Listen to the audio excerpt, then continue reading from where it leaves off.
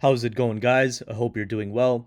This is going to be a quick video focusing on the Yamaha AS801 integrated amplifier. I believe this amp is one of the best options out there for a do-it-all solution that doesn't break the bank. The AS801 has all the inputs most people could ask for, and the sound output is very good for where it sits in the market. If you think that since it's under $1,000 it must be cheaply made or sounds like crap, you would be mistaken. So let's take a look at the back of the amplifier. As I mentioned, it has an array of inputs for several sources, from USB for connecting a computer, coaxial, optical, a discrete phono stage, connection for a CD player, and 3-line inputs for hooking up an external DAC or other RCA connector components. There is a subwoofer output as well. The build quality is excellent. The internal hardware is enclosed in a full aluminum case with proper ventilation. The power button has a nice tactile feel and a satisfying click from the relay switch inside the amp. All the knobs feel of quality when interacting with them. I wouldn't call this a budget integrated amp either. Sure, in terms of price it can be classified that way, but for everything you get, I would put this in the mid-range segment. But if you're looking for your first integrated amp or just getting into hi-fi, the AS801 is a heavy hitter. It'll likely hold you down for several years without any problems. Now let's take a look at power and sound.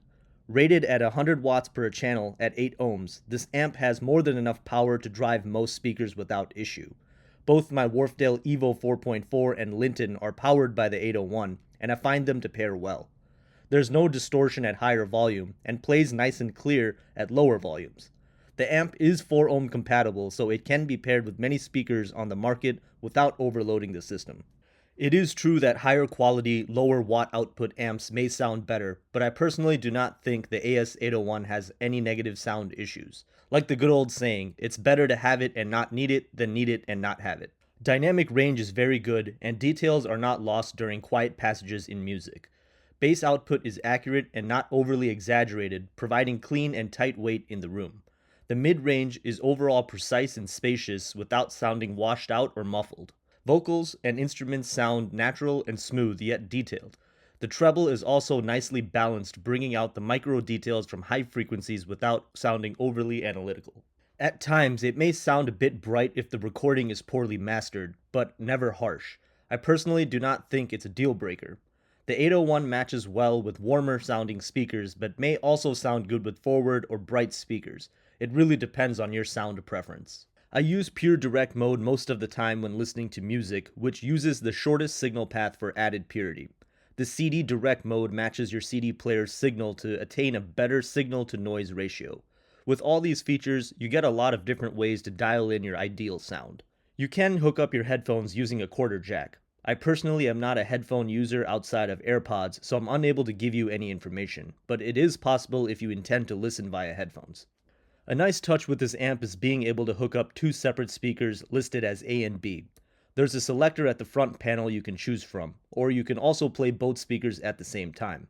I wouldn't recommend playing both at the same time, as the load could harm your speakers or amp if not properly configured. It can be done, but use caution when doing so. The built-in DAC has been pleasing throughout my ownership. It sports an ESS Sabre chip and produces an overall satisfying experience. There can be a bit of brightness with poorly mastered recordings, but it's not a deal breaker. The bass, mid-range, and treble are clear, and there's no signs of noise transferred from the internal power supply. I mainly run the onboard DAC via USB from my MacBook Pro M1 Max, which results in clear and detailed sound. The front panel will indicate with small LED lights, PCM or DSD rates. When listening to CDs, I use my topping D50S DAC with the P50 linear power supply, bypassing the internal DAC of the 801. The onboard phono stage is quite impressive and gets the job done. It is extremely quiet, no hum, buzzing, or any interference from the digital end of the amplifier. Musical details are nicely balanced and presented in a pleasing manner. Again, bass, mid-range, and treble frequencies are all enjoyable with great soundstage and depth. An external higher-end phono stage can certainly bring out more micro details, but I would urge you to try out the built-in phono stage before upgrading. For reference, my turntable is a dual CS618Q with a Ortofon 2M Blue moving magnet cartridge. I absolutely love having tone controls. It allows me to tune recordings to my taste and make on-the-fly adjustments to music. I understand that purists dislike this feature, but I think the AS801 does a good job of not adding or taking away too much gain in those frequencies when I'm using them. Some amps don't implement tone controls properly, but I think Yamaha is one of the few brands that does a good job. The included remote is nicely made. It has the same aluminum as the amplifier on the top side and has a plastic finish on the bottom, powered by two AA batteries. The overall functionality of the remote is great. It doesn't feel cluttered with buttons, and you can easily switch inputs from your seat. You can make every change from the remote except adjusting the tone controls. I would recommend at least 20 hours of burn-in time to hear the optimal performance of the AS801. It may sound lean out of the box, but the more play you get out of it, the amp truly reveals its potential and it sounds fantastic. The 801 is the highest tier before entering the next and much more expensive segment in the product line. The main difference between the 801 and 701 is that the 801 has a better onboard DAC. Otherwise, the power output is the same, so if you have a higher grade standalone DAC, you can save some money with the 701. The 501 and lower doesn't offer as much power, but still provides the same inputs and overall aesthetics. The next step above the 801 is the AS1200, retailing at $3,000. So that itself shows the value of the 801. Alright, and I'm going to wrap it up here, and I hope you guys found some of this information useful.